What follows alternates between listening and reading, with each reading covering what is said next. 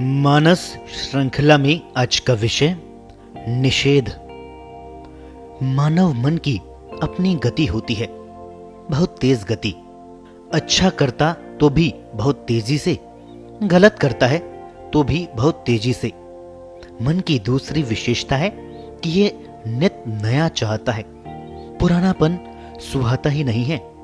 सुबह जो सब्जी अच्छी लगी शाम को भी बनाई जाए तो खाने का मन नहीं होगा। आज जो कपड़े अच्छे समझकर पहने कल नहीं पहनेंगे। ये तो रोज की साधारण घटनाएं हैं। कोई वस्तु बहुत सुंदर लगी, खरीद लाए, 5 साल बाद घर में भी है या नहीं किसको पता। उसके बाद तो न जाने कितनी और वस्तुएं आ गई और विस्मृत हो गई।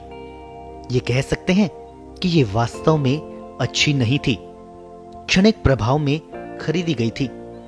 हमारे गुरुजी कहा करते थे कि व्यक्ति जब जीवन साथी अपनी मर्जी से चुनकर लाता है, इसलिए कि मन को बहुत प्रिय लगता है, तब निश्चित है कि एक दिन मन उससे ऊब भी जाएगा।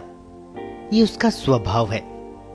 कारण में जाने से भी इसका उत्तर नहीं मिलता। मन को नया चाहिए, नहीं तो अपने मन पर व्यक्ति का पूर्ण नियंत्रण होना चाहिए, यथार्थ दृष्टि होनी चाहिए।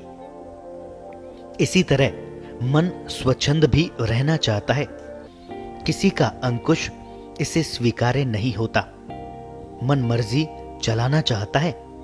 आप रोकने का प्रयास करके देख लीजिए, प्रतिक्रियावादी नजर आएगा। बच्चा हो बड़ा हो कोई अंतर नहीं पड़ता। आप बच्चे को सिखाते हैं कि ऐसा करो ऐसा मत करो, अवसर मिलते ही वह निषेध को तोड़ने का प्रयास करता है। पुरानी और नई पीढ़ी में एक बड़ा अंतर स्वच्छंदता का ही है। इसको समझने के लिए किसी दादा पोते को बात करते देख लेना चाहिए। विचारों में इतना अंतर आ गया है कि एक ही संस्कृति या परिवार के नहीं जान पड़ते। जिन जिन मर्यादाओं के साथ दादाजी जीकर चले हैं, पोता किसी को भी मानने को तैयार नहीं होता। पोते की जो मांग होती है वह दादाजी को गले नहीं उतरती। दादाजी की मर्जी भी नहीं चलती। पोता अपनी मर्जी का करा लेता है, नहीं तो आप उसकी प्रतिक्रिया देखकर अनुमान लगा सकते हैं कि वह दादाजी के सम्मान के बजाय अपनी बात मनवाने के लिए क्या रूप बना सकता है। आज आप अपने बच्चों को जैसे तैसे मनाकर किसी धर्म गुरु के पास ले जाइए। देखिए उसके सामने कितने प्रश्नों की झड़ लग जाती है। क्या वह नित्य पूजा पाठ करता है, माला जपता है, शास्त्र पढ़ता है, मांस खाता है, मद्यपान करता है? एक तरह का लंबा चौड़ा साक्षात्कार झेलना पड़ता है। फिर झड़ी लगती है निषेध रूप आदेशों की। तुम्हें ये नहीं करना चाहिए, ऐसा नहीं रहना चाहिए, वगैरह वगैरह। बच्चा और कुछ करे या नहीं करे, ये संकल्प तो कर ही लेता है कि यहां दोबारा नहीं आना। इतने निषेध तो मां बाप से भी स्वीकार नहीं कर सकता, स्कूल के अध्यापक से भी नहीं। उसके मन में प्रतिक्रियाओं का एक तूफान खड़ा हो जाता है। कैसे धर्म को निषेधात्मक बना दिया। वैज्ञानिक धरातल पर उसकी जिज्ञासाओं को शांत नहीं किया जाता।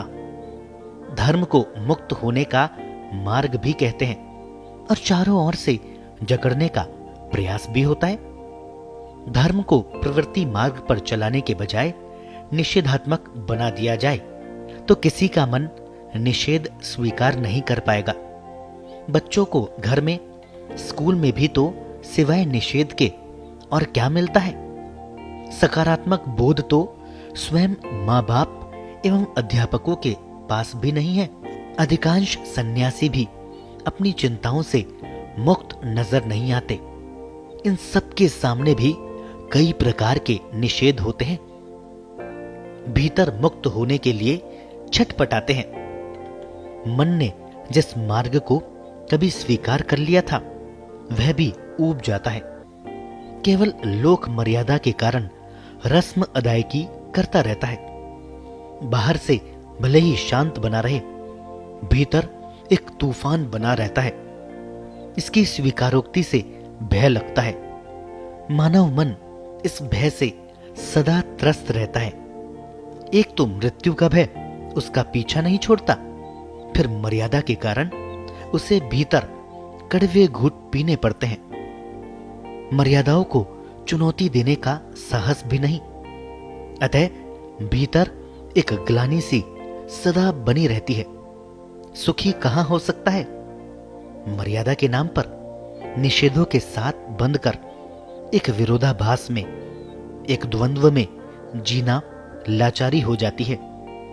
व्यक्ति जैसा चाहता है वैसा जी नहीं सकता।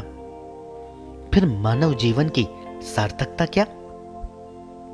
प्रश्न यह है कि क्या व्यक्ति केवल दूसरों को प्रसन्न रखने के लिए पैदा होता है? क्या भीतरी भाव के विरुद्ध जीने की लाचारी स्वीकार कर लेना उचित है? क्या अपनी भावनाओं का विरोध करके जी सकते हैं? कभी संभव ही नहीं है। आज हमारे देश में शिक्षा ने पश्चिम की स्वच्छंदता को प्रश्रय देकर देश के साथ अन्याय ही नहीं विश्वासघात किया है। धर्म ग्रंथों के स्वरूप भी निषेधात्मक होते जा रहे हैं। इसके कारण कट्टरवाद को बढ़ावा मिला है। आज स्थिति यहां तक पहुंच गई कि मेरा बच्चा मुझसे अहिंसा के बारे में पूछे तो मेरे पास उत्तर नहीं होता। मैं उसको हिंसा अच्छी तरह समझा सकता हूं, फिर कहूंगा कि हिंसा से बचो और अहिंसक बन जाओ, परिग्रह से दूर रहो, अपरिग्रही बन जाओ। धर्म का स्वरूप जीवन में क्या है, कैसे काम करता है, मुझे समझ में नहीं आता, पर मुझे अपना धर्म बहुत ही उत्तम लगता है।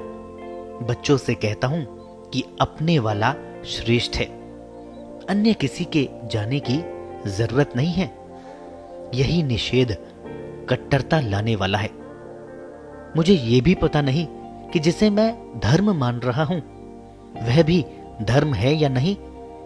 धर्म और संप्रदाय का भेद भी नहीं मालूम, पर निषेध जीवन में हावी हो गए।